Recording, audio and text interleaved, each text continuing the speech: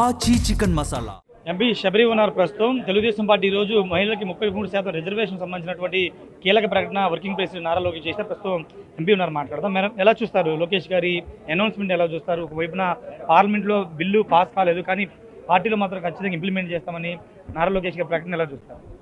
పార్టీలో ఫస్ట్ నుండి తెలుగుదేశం పార్టీలో ఎన్టీ రామారావు గారు సమయం నుండి మహిళలకు ప్రాధాన్యత ఇచ్చిన పార్టీ. మీరు అందరూ గమనిస్తే 50% రిజర్వేషన్ జాబులలో అయితేనేమి, లోకల్ బాడీ ఎలక్షన్లో అయితేనేమి, అట్లాగే సీఎం గారు డ్వాక్రా సంఘాలని తీసుకొచ్చి ఎంతో సక్సెస్ఫుల్గా, దేశాల్లోనే అంతా డ్వాక్రా సంఘాలు ఫెయిల్ అవుతే మన ఆంధ్ర రాష్ట్రంలోనే సక్సెస్ఫుల్గా రన్ చేసిన ఘనత మన సీఎం గారిది, మన ఆంధ్ర రాష్ట్రంది.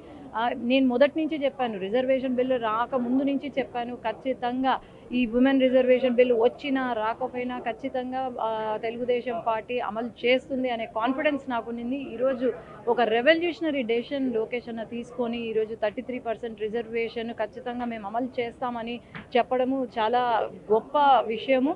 అట్లాగే ప్రతి రాష్ట్రం కూడా మన రాష్ట్రాన్ని, మన నాయకుల్ని ఆదర్శంగా తీసుకొని ముందుకు సాగాలని నేను కోరుకుంటున్నాను. ఎలాంటి ప్రభావం పడే అవకాశం ఉంది? మహిళలు బయటకు వచ్చే అవకాశం ఉంటుందంటారు ఇప్పుడన్నా 33% రిజర్వేషన్ ద్వారా?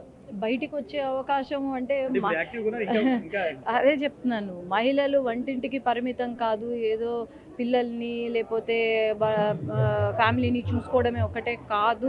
చదువుకున్న వాళ్ళు అందరూ కూడా బయటికి వచ్చి వాళ్ళ కాళ్ళపైన ఈరోజు వాళ్ళ కాళ్ళపైన వాళ్ళు నిలబడుతున్నారు. మహిళలు ఖచ్చితంగా పాలిటిక్స్లోకి, రాజకీయాల్లోకి వస్తే వాళ్ళ వాయిస్ వినపడుతుంది. వాళ్ళకి ఏం కావాలా అనేది ఇంకా క్రిస్టల్ క్లియర్గా ఉంటుంది. ఎంపవర్మెంట్ 100% మనం అచీవ్ చేసుకోవచ్చు. కాబట్టి మహిళలు వస్తేనే మన సొసైటీ బాగుపడుతుందని నేనైతే అనుకుంటున్నాను. జగన్మోహన్ రెడ్డి కామెంట్ చేశారు, 2 ఏళ్లలో ఏమీ చేయలేదు, ఇచ్చిన హామీలు అమలు చేయలేదు, మేనిఫెస్టోని ఇంప్లిమెంట్ చేయలేదు, కాబట్టి 2 ఏళ్ళు వెన్నుపోటు 2 ఏళ్ళు అంటూ ఒక కార్యక్రమానికి శ్రీకారం చుడుతున్నామంటూ జగన్ అన్నారు.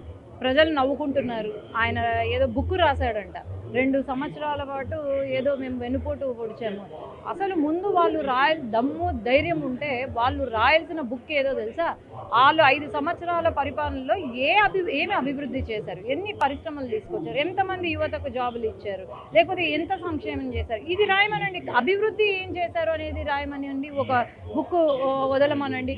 దాంట్లో నిజాలు ఏమైనా ఉంటే ఏమన్నా చదువుతారేమో, కానీ ఆ మాట చెప్పకుండా ఈరోజు 2 సంవత్సరాలు వెన్నుపోటు అని రాస్తే నాకు తెలిసి వాళ్ళ నాయకులే చదవరు అని నేను తెలియజేస్తాను. ఖచ్చితంగా వెన్నుపోటు అనే దానికి అర్థం వేరుగా ఉంటుంది. జగన్ రాయాల్సింది ఇవి కాదు వేరే అంటూ శబరి చెప్తూ ఉన్నారు. ఖచ్చితంగా ఒక రెవల్యూషన్ నిర్ణయంగా శబరి చెప్తూ ఉన్నారు. ఏ పార్టీ కూడా ఇలాంటి ఇంప్లిమెంట్ చేయలేదు. గతంలో మేము చెప్పాము 33% ఇంప్లిమెంట్ చేస్తాను. అదేవిధంగా ఈరోజు నారా లోకేష్ ప్రకటన చేశారు. ఖచ్చితంగా ఇప్పటికే మహిళలు పెద్ద ఎత్తున బయటకు వస్తున్నారు.